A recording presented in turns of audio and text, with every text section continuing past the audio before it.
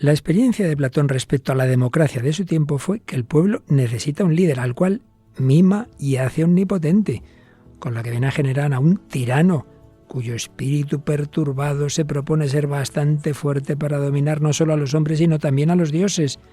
Y así, añade Platón, vendrá finalmente el pueblo a comprender qué clase de monstruo él mismo ha creado y alimentado. Seguimos hablando de la ética política de Platón. ¿Nos acompañas?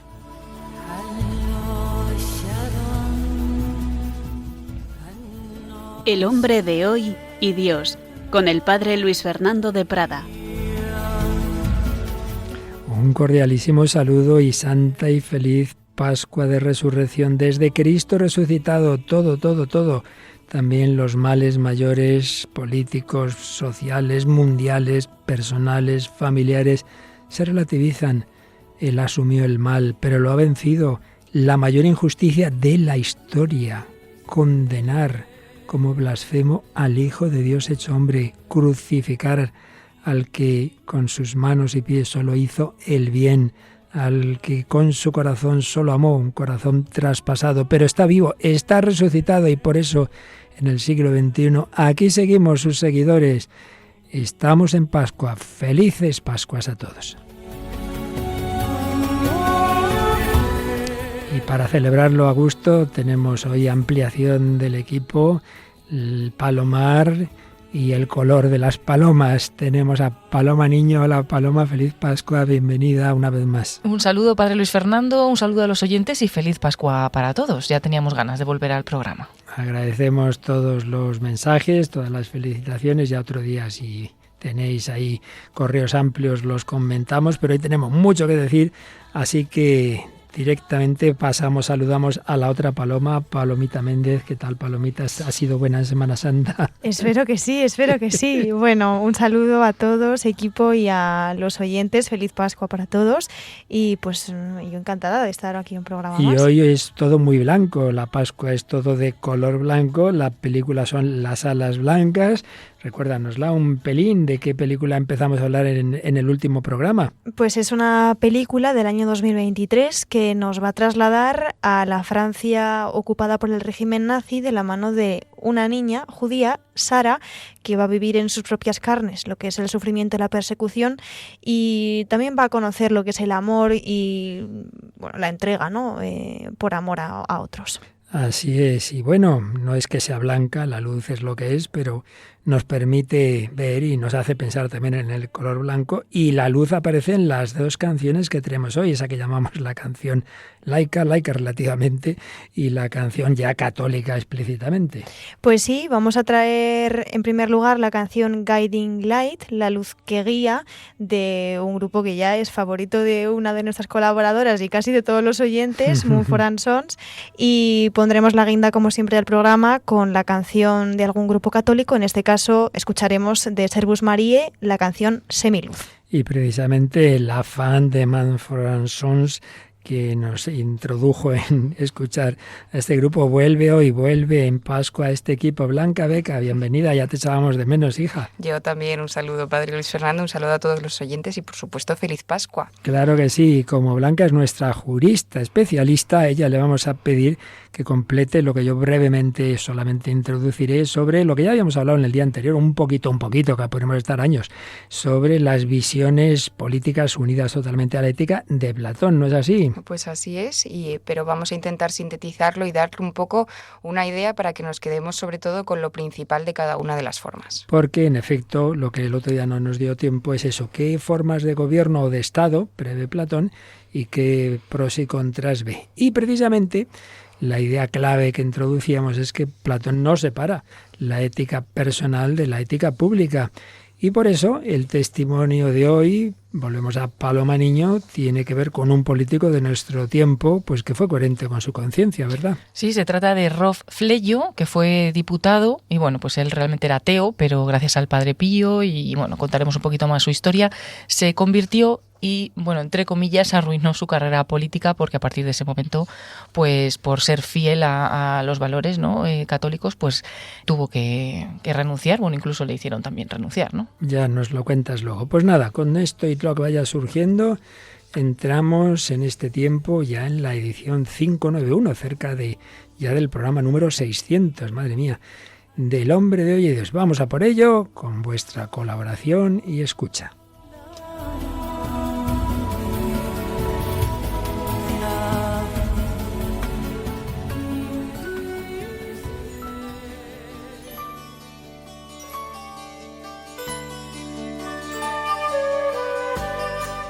Pues vamos al quinto programa que dedicamos al gran filósofo y muchas más cosas, porque era un hombre polifacético, Platón.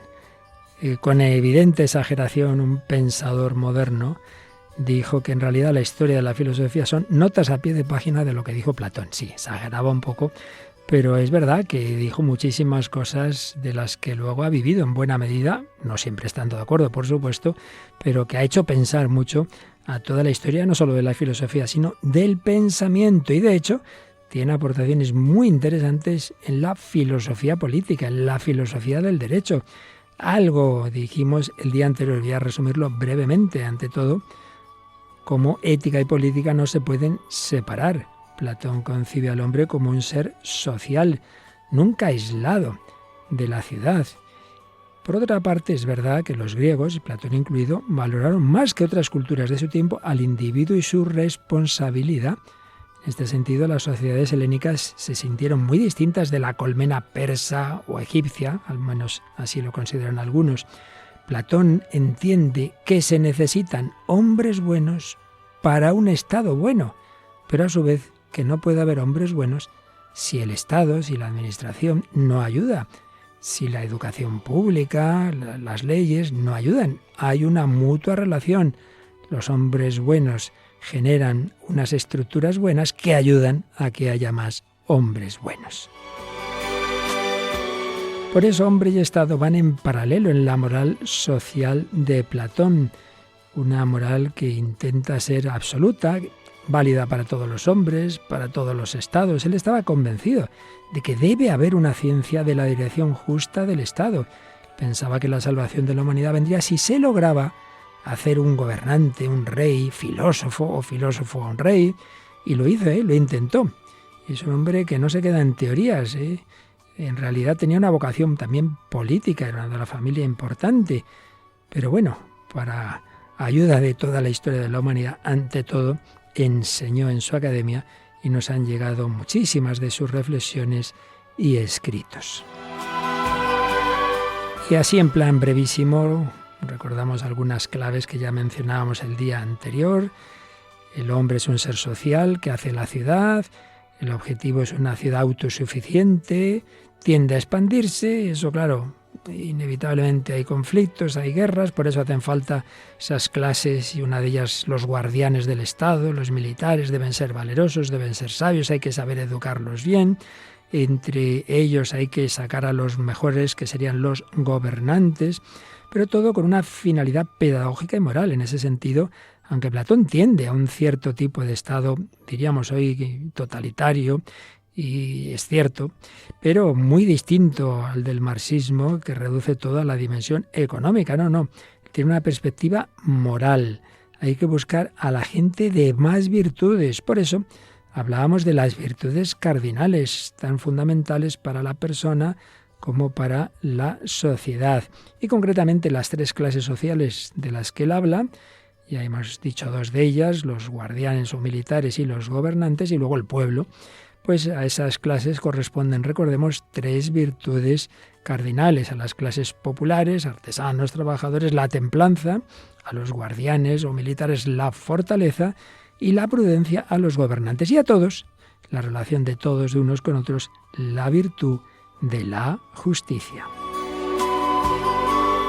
Ideas muy interesantes, muy positivas, y no todas, claro, no mitificamos a nadie, y menos cuando no habían recibido la revelación judeocristiana. Entonces, claro, también Platón tiene cosas que no estamos de acuerdo. Comunidad en las clases altas, eso sí, no en las bajas, de mujeres y de hijos; eugenesia, los niños todos se crearán en una guardería común; no hay propiedad privada y familia, ya digo, sí para las clases trabajadoras, pero no para las clases altas; matrimonio obligatorio, y si va muy mal, obligatorio el divorcio también. penas para los infieles al vínculo conyugal, religión obligatoria, castigo del ateísmo y del materialismo, prohibición de la mendicidad, esto no lo dijimos el otro día. A los esclavos no hay que maltratarlos, pero tampoco hay que tratarlos demasiado bien, la guerra es incesante, es inevitable, en fin, hay una serie de puntos oscuros, como no podía ser de otra forma, cuando demasiado en lo que él pensaba, pero no había recibido, por supuesto, la revelación.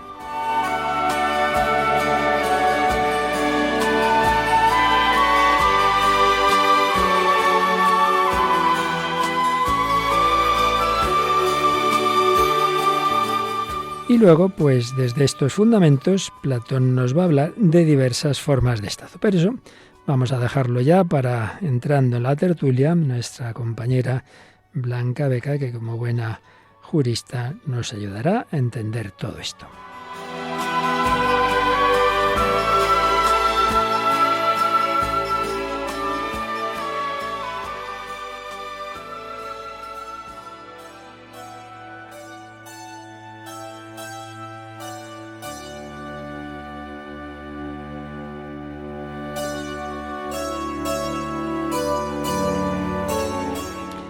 Pues aquí seguimos en Radio María, en El Hombre de Dios. ¿Cuáles son las consideraciones éticas de Platón a propósito de la política?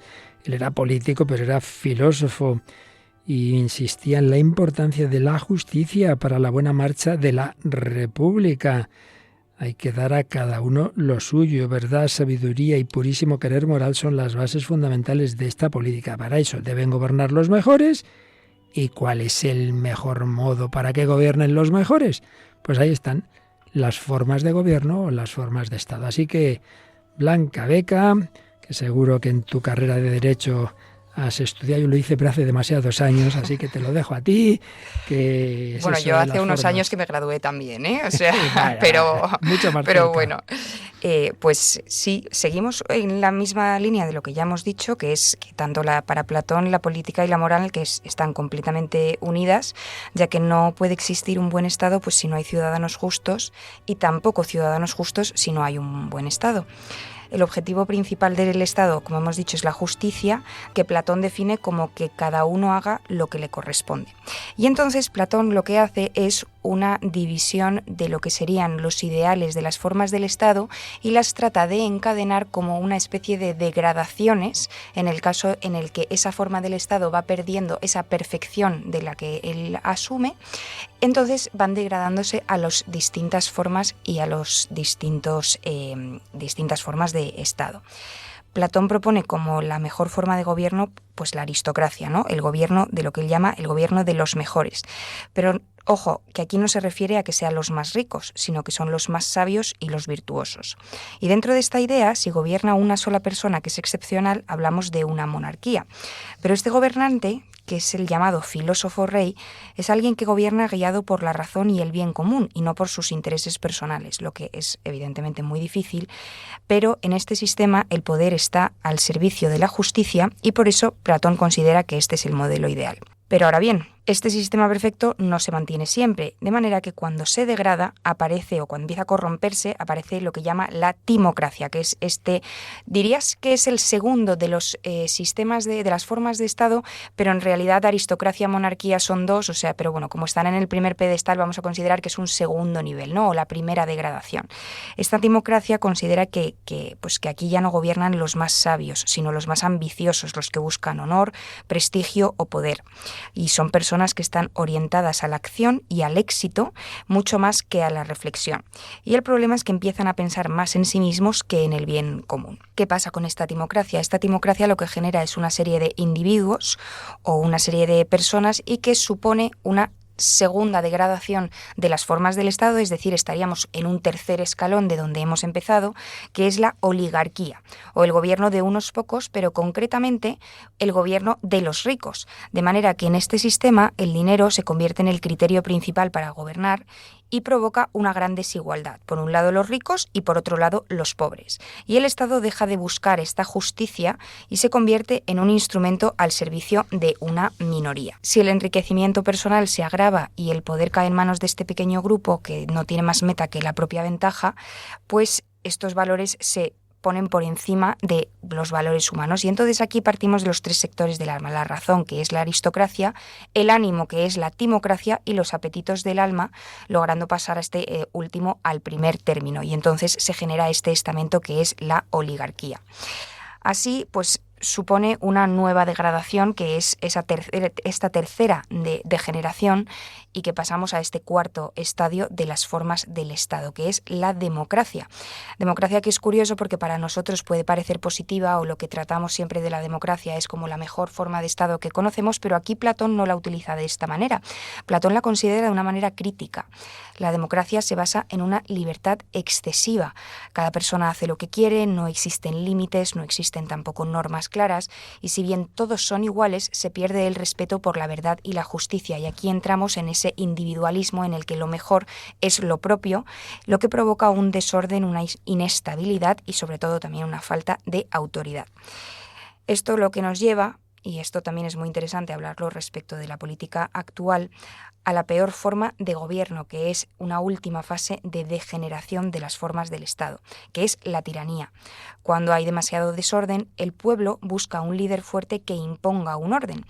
Este líder poco a poco también va acumulando poder, se convierte en un tirano y, siguiendo con los valores a los que se refería también la democracia, busca también un poco su interés personal. Gobernando solo para sí mismo, elimina a los enemigos, controlando toda la sociedad, y Platón considera que esta es la forma más injusta porque todos terminan siendo esclavos, incluso el propio tirano.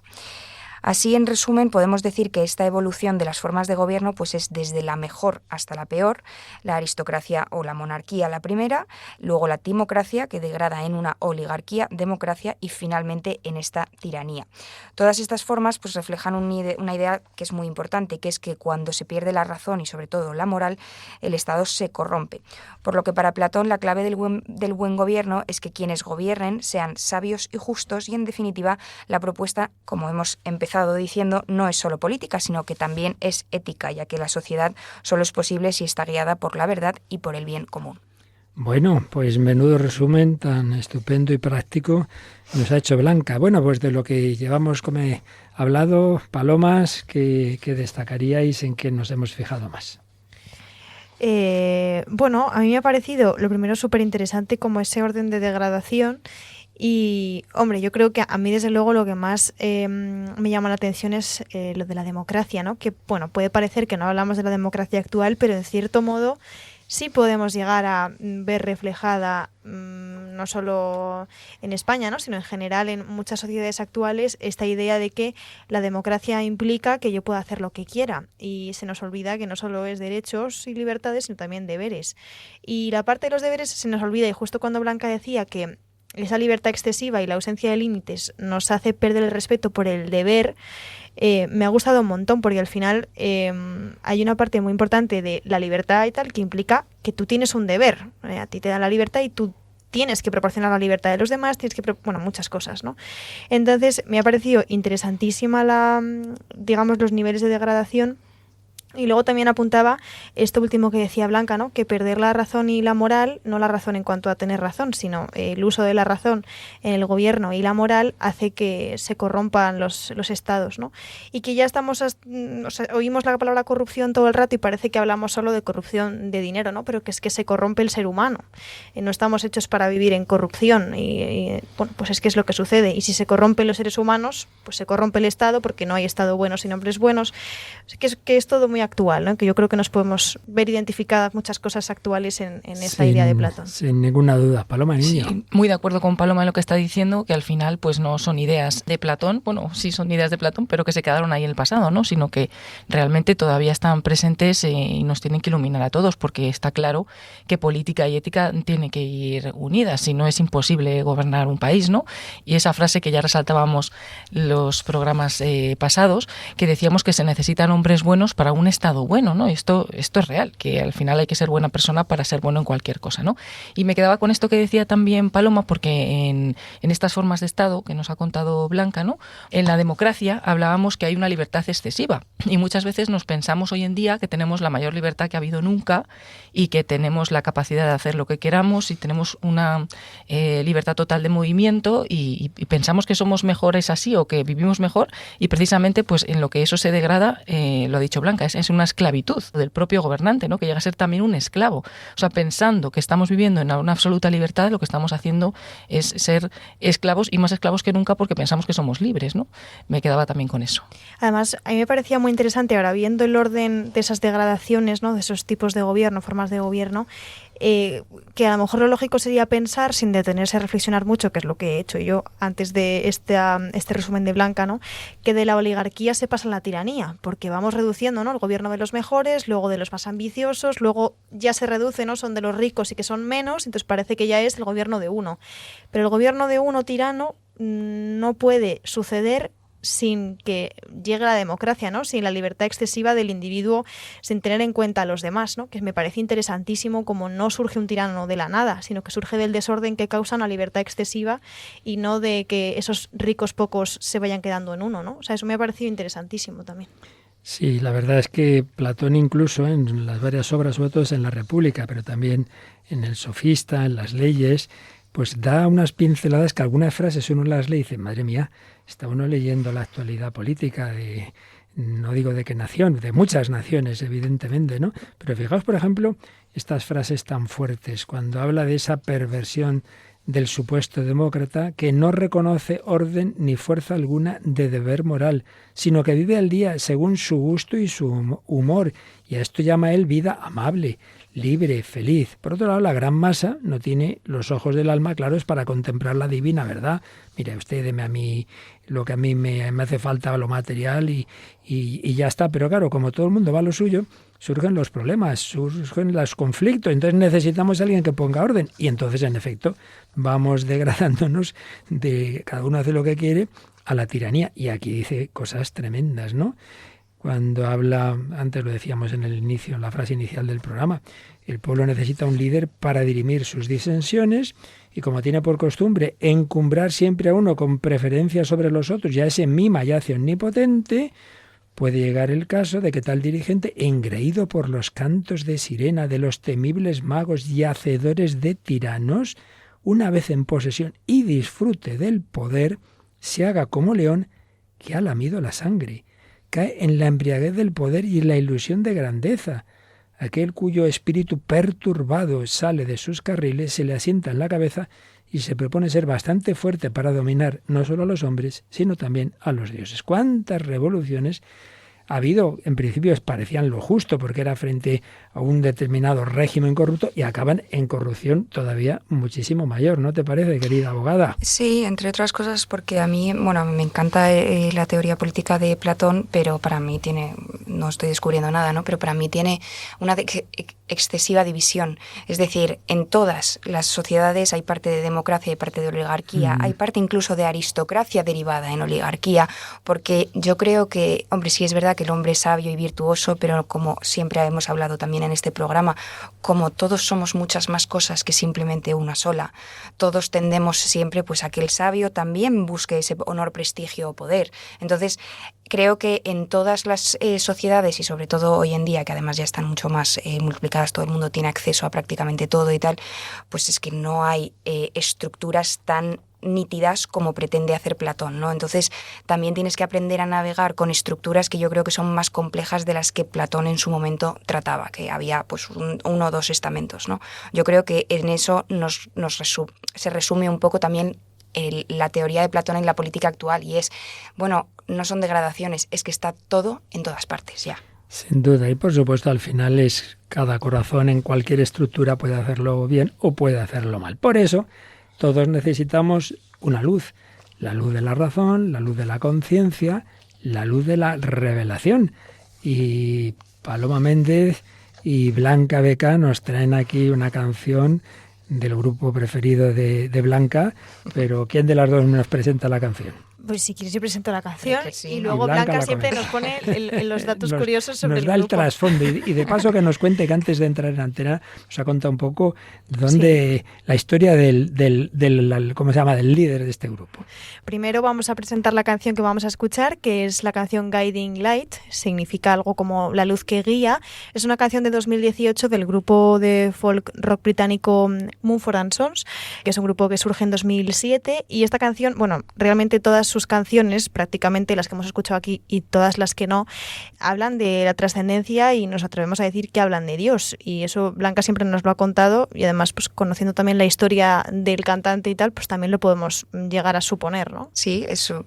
Bueno, ya yo he traído muchas veces a este grupo porque tiene unas letras muy filosóficas y luego porque también me impresiona mucho que tienen, además de este trasfondo filosófico, lo que tienen es muchísima llegada a la gente, o sea, llenan estadios y tienen unos seguidores muy, bueno, una base de seguidores enorme, ¿no? Que para ser, y tienen un trasfondo que a mí me parece bastante difícil si analizas despacio la letra, ¿no?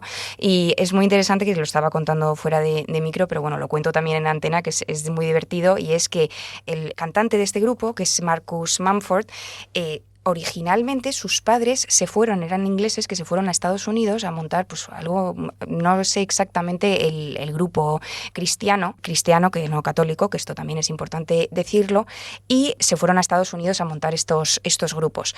Y este chico, entre las cosas que hacía de jóvenes, pues eran los campamentos de Biblia que organizaban sus padres, y allí conoció pues a una niña con la que con 12-13 años pues se mandaban cartas y siguieron manteniendo la amistad durante mucho tiempo, pues a través de con lo que se llaman los pen pals, que no sé si os acordáis, pero bueno, que son amigos que se escriben por carta. Y resulta que bueno, él siguió su camino, se hizo muy famoso, y resulta que haciendo un videoclip se encontró con una chica que se había hecho también muy muy famosa y que es actriz y que se llama Carey Mulligan, maravillosa actriz también. Y bueno, se reencontraron y resulta que era su amiga que se conocieron en los campamentos de Biblia, que habían perdido el contacto, se casaron y hoy llevan juntos muchísimos años, pero es verdaderamente una de estas historias de cómo nos va llevando Dios. Y él siempre habla de su trasfondo relacionado con la religión, pero creo que también él se ha alejado un poco de la postura cristiana, pero nunca ha dejado sus raíces originalmente de lo que es su infancia y su educación. Bueno, pues vamos a escuchar esta canción y luego la comentáis, Guiding Light.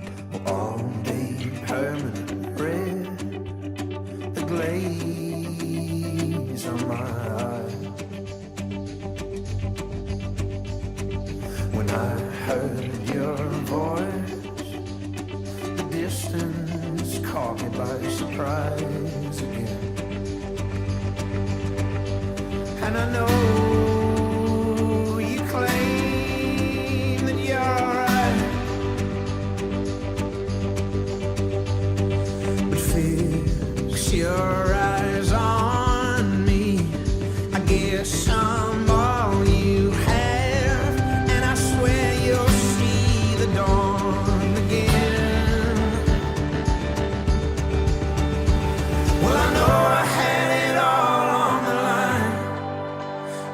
Sit with folded hands and become blind, 'cause even when there is no star in sight, you'll always be my only guiding light.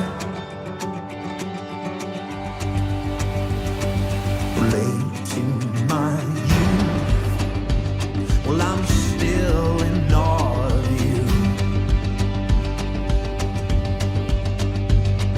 Discover some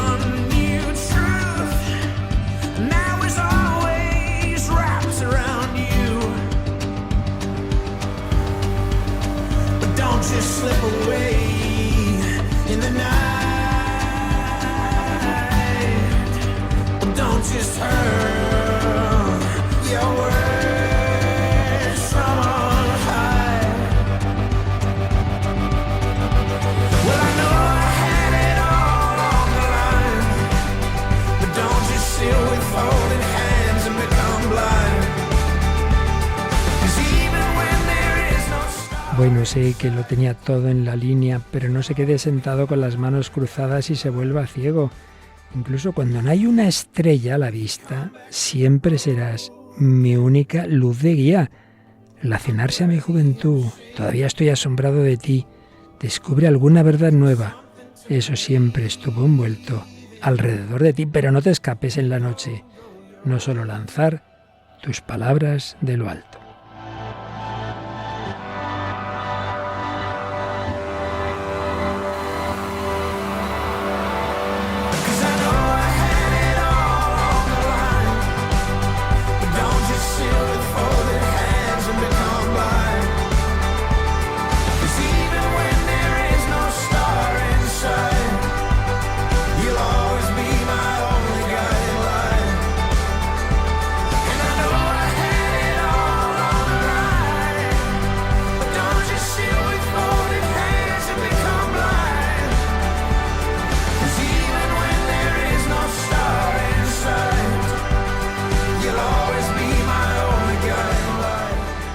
Están escuchando El hombre de hoy y Dios, con el padre Luis Fernando de Prada y equipo.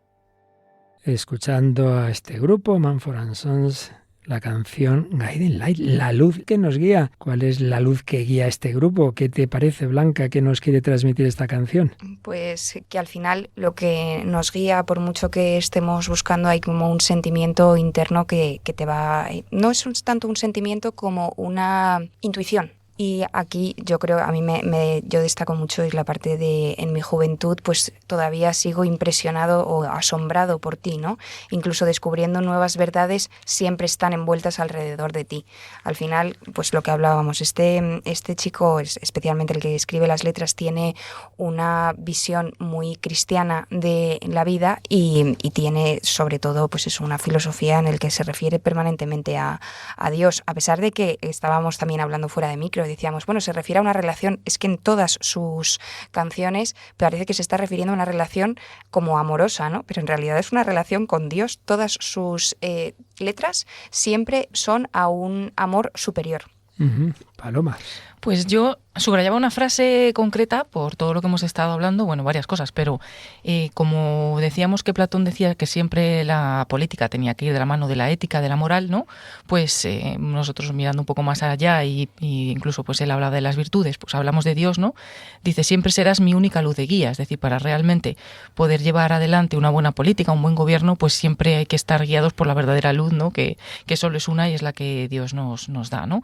Y luego una frase que dice, pero no se quede sentado con las manos cruzadas y se vuelva ciego, pues me hacía pensar justo cuando estábamos hablando de esa forma de gobierno que es la tiranía, que dice algo así, has leído, padre, la frase, decía que cuando por fin llegue a un dirigente que llegue a gobernar, dice, pero que en ese momento, una vez que esté en posesión del poder y disfrute de él, se haga como león que ha lamido la sangre, ¿no? Decía que cae en la embriaguez del poder, ¿no? Pues cuidado con eso, lo relacionaba con esa frase, ¿no? Que no se quede sentado una vez que ha llegado al gobierno, que se cruce las manos y entonces se vuelva ciego y sea un mal guía para el pueblo, ¿no? A mí me gustaba mucho la última estrofa que dice, si volvemos y estamos rotos y somos indignos, estamos avergonzados, danos algo en lo que creer y sabes que seguiremos tu camino. Y justo lo relacionaba un poco como Paloma Niño, ¿no? Que al final hay distintas maneras. El hombre perdido, después de esa época de la democracia, libertad excesiva, que al final recibe algo en lo que creer de parte de un tirano y se rinde a sus pies y le da todo porque no puede vivir en el caos. Y la diferencia cuando entregamos, digamos, nuestras decisiones, pues, en un voto, ¿no? O simplemente siguiendo a un líder que es justo, que es virtuoso, que utiliza la razón, y ya no digo nada cuando somos como la Virgen, ¿no? Esclavos de Dios, que es el Padre perfecto, ¿no? El gobernante perfecto, que siempre va a buscar nuestro bien y que es la virtud en sí mismo, ¿no? Entonces, bueno, pues danos algo en lo que creer y sabes que seguiremos tu camino, pues que sea aquel, ¿no? que busca nuestro bien y que es el bien en sí. Luz que guía en cualquier régimen. Son necesarias personas que encuentren la mayor luz posible, y de esto nos vas a hablar, Paloma Niño, porque sigue habiendo, aunque no sea lo más habitual por desgracia, políticos coherentes con la luz de su conciencia. Pues sí, hoy vamos a contar la historia del político británico Rob Fleyo, que ha sufrido el hecho de que, por haber manifestado que era católico, ¿no?, después de una conversión del ateísmo, bueno, él mismo abandonó su partido laborista, en el que estuvo 12 años como diputado, tras afirmar que no lo reconocía debido a la deriva ideológica que había tomado, y logró ser candidato por el Partido Liberal Demócrata. Sin embargo, 48 horas antes de que oficialmente se cerraran las listas para el distrito de Stoke-on-Trent, una ciudad en el centro de Inglaterra, pues fue retirada su candidatura debido a sus postulados contrarios, pues contra el llamado matrimonio homosexual, el aborto. Y el Partido Liberal se defendió justificando cuán grandemente divergen sus valores de los nuestros, ¿no?, dijo. Aún así, Fleyo no renegó de la fe que ha conocido de adulto, gracias a la que hoy es su mujer, y que le llevó del ateísmo a un catolicismo que le ha hecho arruinar, entre comillas, su carrera política, pero que por el contrario, como él dice, le ha traído plenitud. Y contamos un poco cómo fue esa conversión fulminante, que le ha contado él en un artículo en un periódico de Inglaterra, y habló de este proceso de conversión. Dice: durante toda mi vida adulta había sido ateo. Aunque siendo bebé fui bautizado en la Iglesia de Inglaterra, había rechazado todo lo religioso. Yo era crítico con la fe de cualquiera y tenía opiniones muy seculares sobre asuntos de conciencia, por ejemplo. Pero en 2007 cuenta que estaba pasando por duros momentos en su vida personal y la que era su mejor amiga en ese momento, actualmente su esposa, le ayudó a superar esta situación. Ella simplemente le dijo: a cambio, pues, de algo que en ese momento estaban haciendo, ¿no?, ¿vendrías a misa conmigo? Y él mismo recuerda que en aquel momento, y dado el tipo de persona que era en ese tiempo, pues le dijo con mucha arrogancia que si iba a ir a misa quería hacerlo correctamente, y entonces sugirió que fueran a misa al Vaticano. Y dicho y hecho, ese verano fueron a Roma, viajaron allí y terminó en el Vaticano, pues en misa, ¿no? Una vez allí, en Roma, la chica pues le hablaba mucho del Padre Pío y quería visitar San Giovanni Rotondo. Así que, tras el Vaticano, accedió también a visitar el convento del Santo de los Estigmas. Cuenta Roff: el día que llegamos fuimos a caminar por la ladera de la iglesia original y en la parte superior había un área plana, pavimentada, con un altar y un crucifijo. Siempre había dicho que cuando pudiera ver los agujeros en las manos y los pies de Jesús, entonces consideraría creer. Era en gran medida una línea estándar, no creería nada sin que hubiese evidencia para ello, ¿no? Y fue en esa ladera donde dice que miró hacia el crucifijo donde estaba Cristo con sus agujeros en las manos y en los pies, y en ese instante dice: yo no diría que creí, no diría que decidí empezar a creer. En ese instante lo supe. Sabía que había estado mirando todos estos años sin ver a Cristo crucificado. Allí estaba Él enfrente de mí y entonces supe que Dios y Jesucristo eran verdaderos. Desde entonces, pues afirma que su vida ha dado un vuelco en todos los sentidos, todas sus opiniones originales se volvieron patas arriba, dice que le ha costado bastantes amistades y una carrera política, pero no puede ignorar lo que ahora sabe, ¿no? De este modo, agrega que pasó de ser un proabortista y así sucesivamente a reconocer la falta de lógica de sus puntos de vista. Me recibieron en la Iglesia Católica, cuenta que fue ya 2 años después, en una iglesia de Stoke-on-Trent, precisamente en la circunscripción electoral de la que había sido representante durante 12 años. Cristo le cambió la vida y el hecho de intentar ser coherente con ello pues le costó efectivamente su carrera política, pero no se arrepiente. Dice que no me veré obligado a ceñirme a un estereotipo políticamente correcto y, les guste o no a los demócratas liberales, no impedirán que yo sea católico.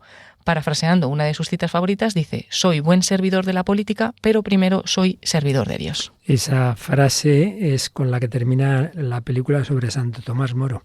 Soy fiel súbdito del rey, pero ante todo soy súbdito de Dios. Es curioso, Santo Tomás Becket y uno de los reyes Enrique, Santo Tomás Moro y Enrique VIII, y ahora en el siglo XX y XXI, este político que dice: ante todo soy siervo de Dios. Y esto demuestra, fijaos, la vinculación que decíamos entre lo que uno personalmente cree y la política. Cómo por encontrar a Dios, claro, desde ahí cambia la visión de todo, absolutamente de todo, hasta el punto de que le expulsan de su partido. ¿Qué os parece? A mí me parece que es la encarnación de esa frase que yo decía antes de la canción, de danos algo en lo que creer y sabes que seguiremos tu camino. O sea, es que lo hizo tal cual, ¿no? Siguió el camino de Cristo a pesar de la cruz, ¿no? De perder sus círculos, perder su forma de vida. Y luego me ha recordado mucho una canción que tiene la cantante Paula Arias, que a mí me gusta muchísimo, que se llama Solo ante ti. Y la letra es: solo ante ti, Señor, solo ante ti me arrodillaré. Y es que es eso, es un poco lo que deberíamos hacer todos, ¿no? Pero que en este caso se ve muy, muy claro, es que solo ante ti me voy a rendir, ante nada más. No adoréis a nadie más que a él. Bueno, aunque nos quede poquito tiempo, pero seguimos avanzando poquito a poquito en cortes de esa preciosa película que introducíamos el día pasado y cuyo trasfondo, de nuevo, tiene mucho que ver con lo que hemos hablado hoy, porque una supuesta democracia alemana es la que llevó a una terrible tiranía nazi, sí, que es el trasfondo histórico de esta película. Sí, la película en concreto se titula Alas Blancas, es una película de 2023 dirigida por el estadounidense Mark Foster y que está basada en la novela gráfica que se titula Pájaro Blanco, de J.R. Palacio. La película empieza en el presente, en Estados Unidos, con Julian, que es un adolescente que hace bullying en un colegio, le expulsan y está en su nuevo colegio intentando adaptarse, ¿no? Y ser normal. Y tiene una conversación con su abuela Sara, en la que esta mujer, Sara, le va a contar la historia de su vida. Y es que ella fue una niña judía que vivió en la Francia ocupada por los nazis. Entonces, en el programa anterior veíamos el principio de esta película, como pues Sara era una niña que tenía sus amigos, su colegio, le gustaba mucho pintar, ella vivía pues como una niña normal, muy inocente, muy buena, no hacía nada malo.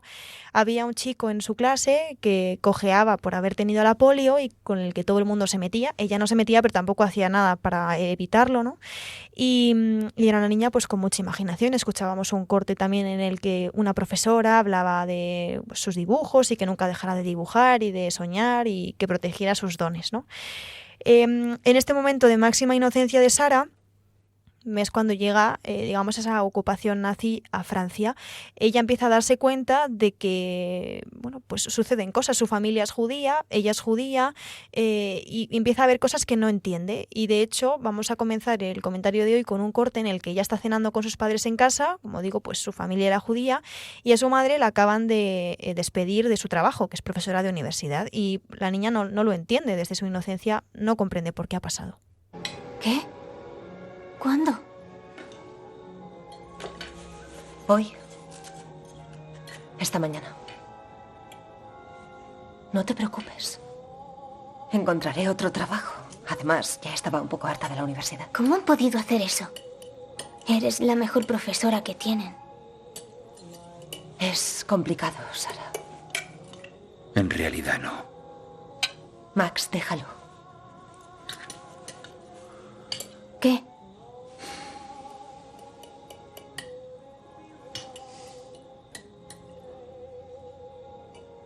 Esta tarde he visto un cartel en la panadería. Ponía judíos no. Seguramente aparecerán más carteles como ese. Dijiste que aquí no pasaría eso. Que esto era zona no ocupada. La zona libre. Por desgracia, me equivoqué. Es como una tormenta fuerte, Sara. Solo tenemos que capearla y al final pasará. El mes pasado en París, la policía detuvo a casi 13.000 judíos. Muchos de ellos niños. Los reunió en el velódromo y los mandó al campo de trabajo de Drancy. Max, basta ya. La policía francesa. Francia no existe. Vichy obedece órdenes de Alemania. La estás asustando. Pues claro que Francia existe. Somos franceses con documentos que lo demuestran. Lo siento, pero debes saber lo que ocurre. En Lyon, los judíos deben llevar estrellas amarillas como en la zona ocupada. Solo los nacidos en el extranjero, los practicantes... ¡No, Ross! ¿De qué estás hablando? Para ellos no somos franceses, somos una plaga que erradicar. ¡Ya basta!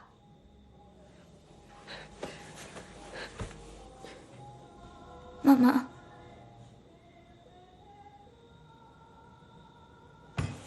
Todo va a ir bien, Sara. Este es nuestro país y siempre lo será. ¡Díselo! Dile que todo va a ir bien.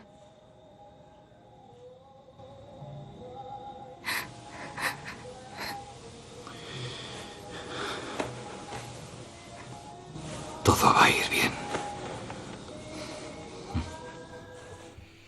Pues el padre de Sara, Max, no se cree eso que está diciendo, ¿no? Ese todo va a ir bien porque ve que no, que no todo va a ir bien, y se ve aquí, por ejemplo, muy claro. No hablamos ya del régimen nazi, sino ya en el propio gobierno francés, en el gobierno de Vichy, como cuando el gobernante pues se pone al servicio de algo que no es bueno, pues su población sufre, ¿no?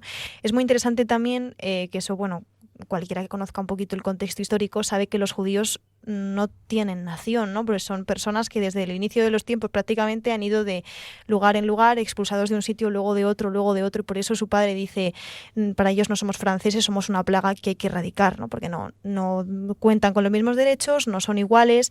Yo creo que este corte explica muy bien esa degradación, ya no solo del régimen nazi, sino también de lo que está haciendo la policía francesa al servicio de estos nazis, ¿no? Que están ocupando el país. Es una cosa muy seria, que empieza por la decisión de la gente, ¿no? En un contexto de incertidumbre también. Sin duda. Yo por un lado veo lo que tú dices, ¿no? Como unas determinadas ideas filosóficas se convierten en un régimen político y cómo eso afecta a las personas, a los matrimonios, a una niña que está sufriendo, ¿no? A tantas personas como implicó todo esto, ¿no? Sí, de hecho, se explica fenomenal lo que es el odio en el siguiente corte que escuchamos, que es otra conversación que tiene Sara sobre este tema, porque ella, a pesar de que escucha esta conversación, sigue sin entender, ¿no? Porque en la mente de un niño no se concibe todo lo que está sucediendo, ¿no?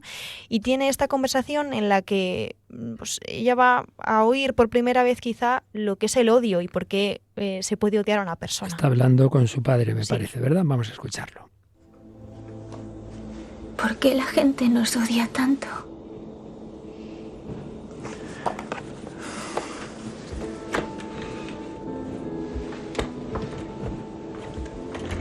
No todo el mundo. Eso debes recordarlo. Pero algunos sí. Algunos sí.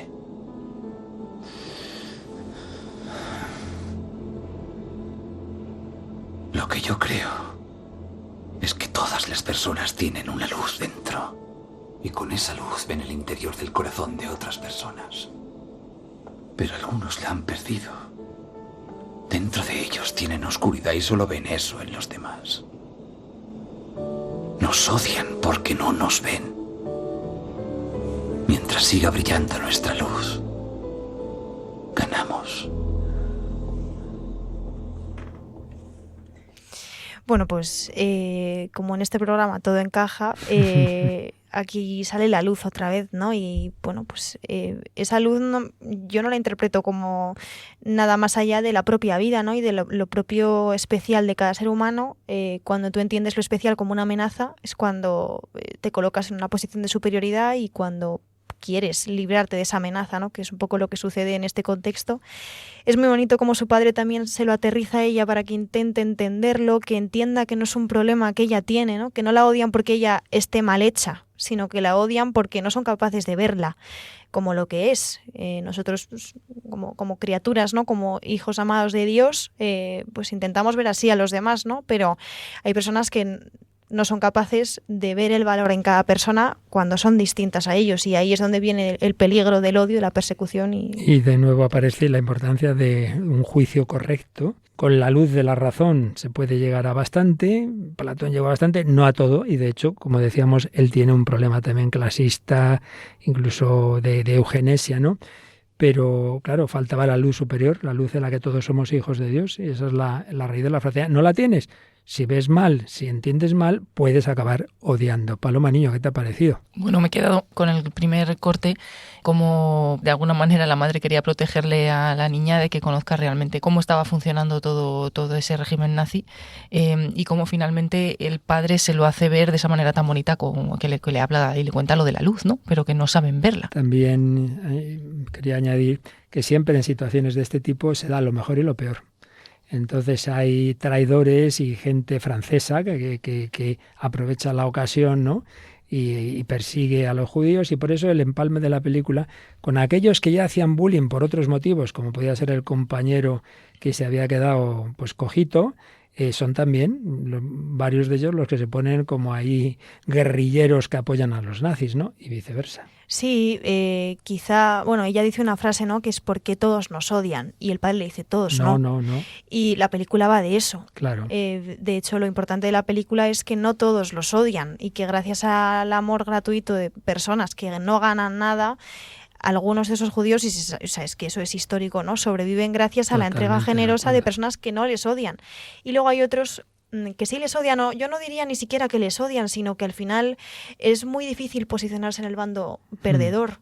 Y yo creo que es lo que pasa con estos chicos que son los que abusan, los que acosan, mejor dicho, al Julian, ¿no? Que es este chico que cojea y tal, que al final posicionarte en el bando perdedor sabes que de alguna manera vas a salir escaldado. Y hay personas que a veces, pues, según sus circunstancias, no se atreven, y se puede ver pues tanto a nivel de relación entre niños en un colegio como a nivel más grande, ya hablando del régimen nazi y muchos otros. Las tres posturas, la peor, la del odio y hacer todo el daño posible, la del que no quisieran eso pero no quieren arriesgar lo suyo, y la de aquellos que sí lo arriesgan. Y por eso también la película luego va a hablar mucho de la bondad y de las personas que por salvar a los judíos en este caso, o ayudar a este chico, pues van a arriesgar su propia vida. Seguiremos comentando esta película, pero lo que ha ido saliendo desde el principio hasta el final del programa es esa luz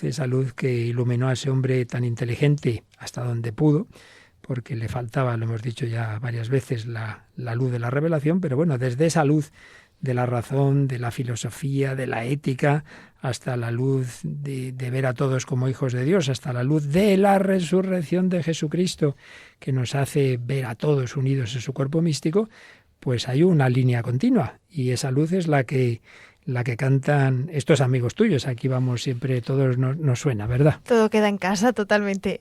Traemos al grupo Servus Mariae, que es un grupo católico que canta esta canción, Semiluz, que es una canción de 2025 que básicamente trae lo que estamos hablando, ¿no? Como el Señor es la luz que debe guiarnos, y que si nos dejamos guiar por esa luz, pues no nos vamos a perder, ¿no? Vamos a llegar a la felicidad plena. Mi Señor, yo te entrego todo aquello que me sobra de mi pobre corazón. Mi Señor, mi Maestro, enséñame a descubrirte en cada canción. Sé mi luz, sé mi acorde, la melodía de mi vida. Sé mi voz, sé mi norte de mis noches y mis días. Mi pastor, yo me pierdo cuando el corazón tropieza y no encuentra dirección. Mi Señor, mi Maestro, cuando escuche mi nombre de tu voz, se calmará el llanto. Mujer, porque lloras, porque se han llevado a mi Señor y no sé dónde lo han puesto. María, mi Maestro, mi Señor resucitado.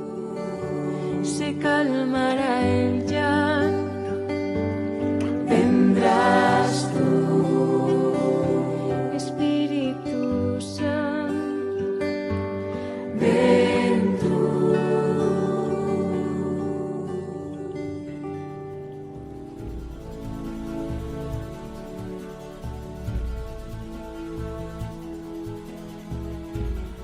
Pues así, queridísimos amigos, termina esta edición, la primera en este tiempo de Pascua de este año 2026 del Hombre de Dios, buscando la luz de la conciencia, la luz de la ética, la luz de la fe, la luz de Cristo resucitado, glorioso, la luz que ya destelló en el monte Tabor, en la transfiguración, ya es definitiva.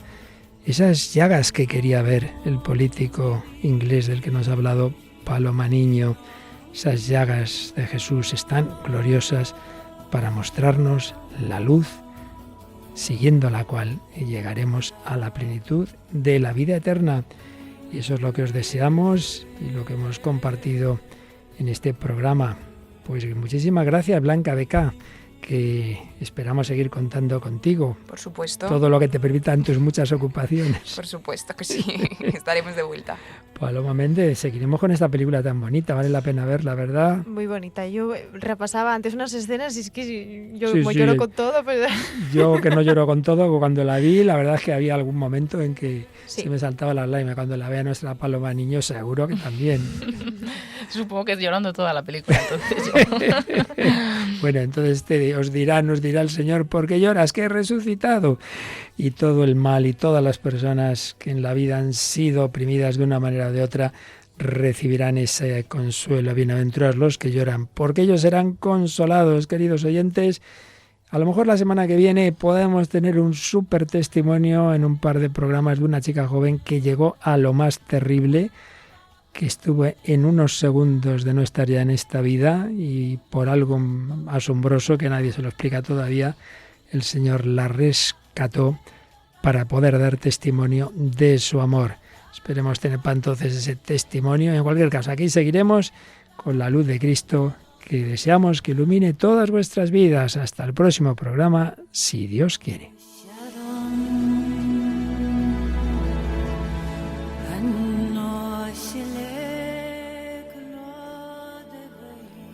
Así concluye El hombre de hoy y Dios, un programa dirigido en Radio María por el Padre Luis Fernando de Prada.